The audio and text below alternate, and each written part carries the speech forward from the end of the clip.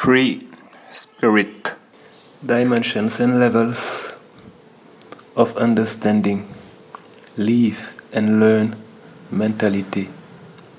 Par le pouvoir du Tout-Puissant. Par le lien continu et continuateur avec l'ancestralité et la familiarité. Par notre présence à tous dans la continuité de l'interdépendance de nos existences, mes amis, je vous salue fraternellement.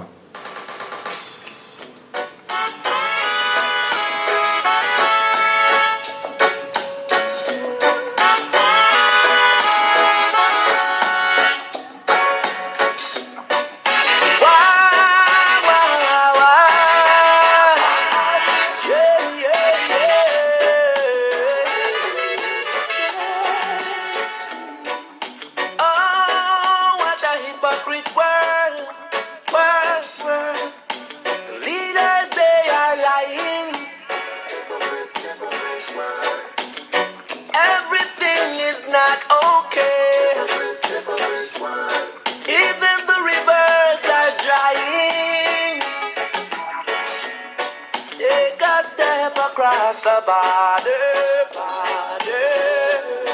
where the living it is harder. People running away from war, famine, disease and hunger. Some sail across the ocean and couple pieces of lumber. Whoa, live and learn. Whoa, live and learn. Free spirit. Mes amis, nous avons, lors du premier abord de l'essai de compréhension des dimensions et de nos degrés respectifs de compréhension, nous avons parlé des réalités et phénomènes qui nous affectaient en ce sens. Je vous renvoie à la vidéo précédente en question, pareillement intitulée. Nous poursuivons donc en ce sens pour compléter et aller plus en profondeur. Il a été dit que selon le niveau ou la dimension où se situait un individu dans la vie, la nature des relations et interactions qui en découlaient serait liée au niveau de connaissance et de compréhension globale où il se situait. Dimension renvoie à grandeur réelle, mesurable, qui détermine la portion d'espace occupée par un corps comme un objet d'une certaine dimension, qu'elle soit petite ou grande. Comme synonyme, on a étendue, grandeur, grosseur et taille. Comme second sens, on a grandeur, qui ici mesure un corps dans une direction, comme quand on dit noter, prendre, relever les dimensions de quelque chose. Comme synonyme, on a mesure, largeur, longueur, épaisseur, hauteur, profondeur. Étendue et mesure ressortent. Existence renvoyante à réalité. Les dimensions de l'existence peuvent s'expliquer comme l'étendue des réalités, la perception des réalités liées au niveau de compréhension, la capacité d'appréciation. L'idée générale est donc que ce que nos vies sont dépend du degré de compréhension que nous en avons. La vie renvoyant aux dimensions et la perception à la manière d'appréhender et de comprendre les choses. Nous avons vu que quand on est au point, on avance, car on n'est pas perdu du fait que l'on ait une bonne vision des situations, c'est-à-dire de la réalité, et de la situation d'ensemble, c'est-à-dire la vie en général. Nous avons parlé des relations d'interdépendance en opposition à la codépendance, relations dont la nature et les implications n'étaient pas facilement perceptibles par les gens sous le bon angle, en raison de divers facteurs. Ce qui ressortait était l'importance de la participation ou de la conscience de cette dernière, de chacun dans le cours et la succession des cycles. La société d'aujourd'hui contribua à confiner mentalement l'individu dans une réalité ou plusieurs réalités qui le coupent de la réalité même, bloquant ainsi le parfait mouvement d'ensemble. On a donc plusieurs mouvements dans l'ensemble qui se meut, visibles par certains et non par d'autres. Expériences diverses donc dans un même cycle donné. C'est là que nous sommes arrivés à la question de la prééminence de l'esprit sur la matière, donc les variations de conception orientant. C'est pour cela, disions-nous, que la portée de certaines initiatives collectives était limitée par les perceptions, le niveau de perception des participants, faisant que ne sachant pas vraiment où l'on va, eh bien on ne va juste nulle part. Ce qui met l'accent sur une manière de vivre par la réaction, ou peut-être la réactivité, sans aucune. Non, la réaction, c'est plus clair que la réactivité. La réaction donc, sans aucune emprise sur sa réalité, car on subit tout, n'ayant pas le temps de comprendre et de se comprendre en retour. Retenons que comprendre et se comprendre restent liés aux sentiments et aux émotions, ainsi qu'à la connaissance. De la même manière que l'on fait avec ce qu'on a, on arrive plus ou moins à obtenir ce que l'on recherche en fonction de comment on le voit et comment on s'y voit.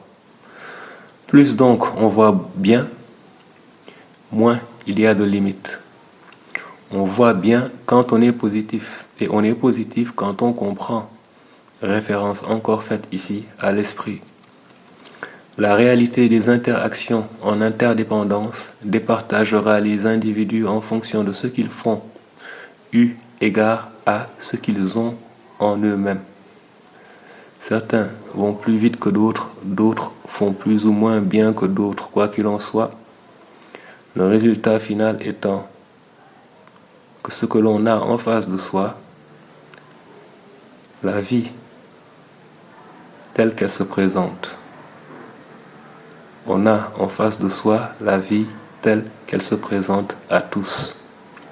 Dans la guerre des polarités et la recherche de l'équilibre, chacun étant un vecteur de transmission de la force d'un de ces deux pôles, sa position ou la place qu'il occupe dans l'environnement que l'on vient de décrire, déterminant son orientation.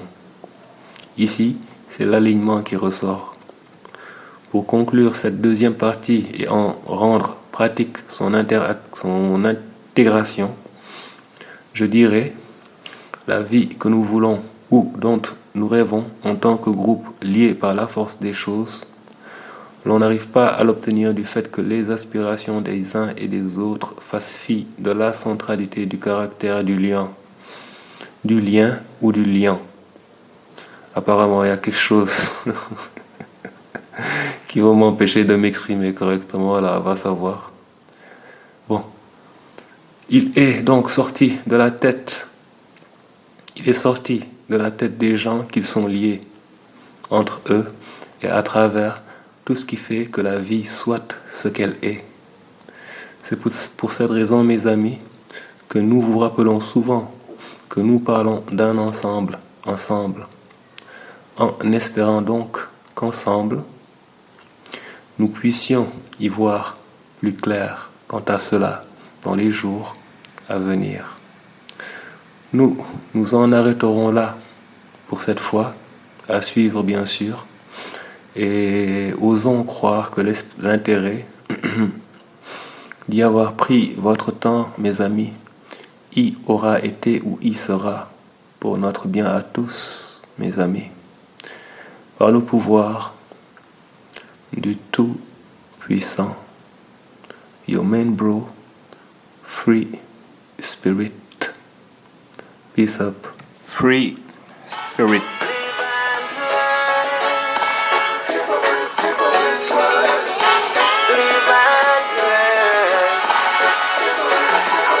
Politicians, they really mad.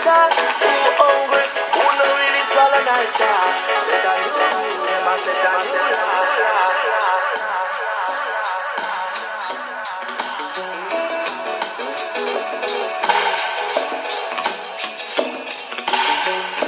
Another nation,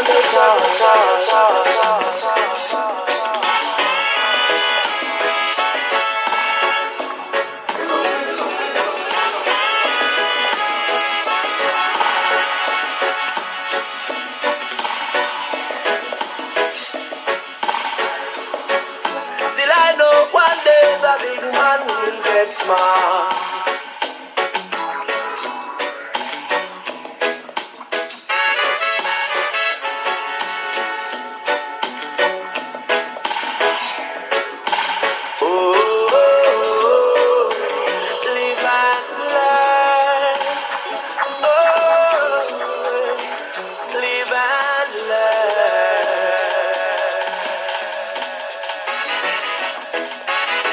Electricity, no road, no water.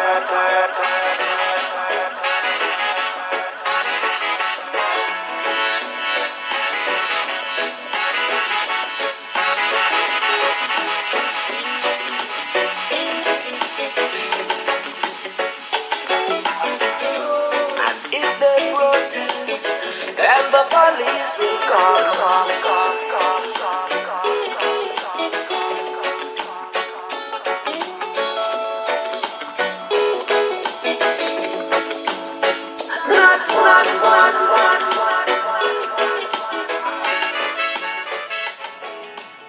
Free spirit.